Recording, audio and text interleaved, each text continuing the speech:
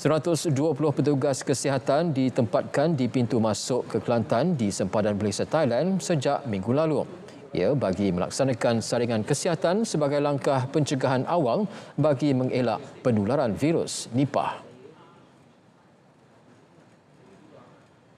Setakat ini belum ada apa-apa dan Alhamdulillah tak ada jumpa apa-apa, dan kita buat saringan seperti mana saringan sebiasa lah. Kita akan scan secara thermal untuk temperature, dan kalau ada warga-warga yang memang kita tahu kan, kalau di pintu masuk tu datang daripada negara selain daripada negara-negara jiran, mungkin kita akan adakan interview dan juga saringan yang lebih detail lagi lah.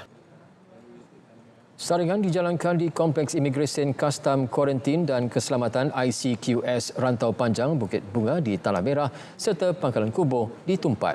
Selain di lapangan terbang Sultan Ismail Petra membabitkan penumpang dari luar negara.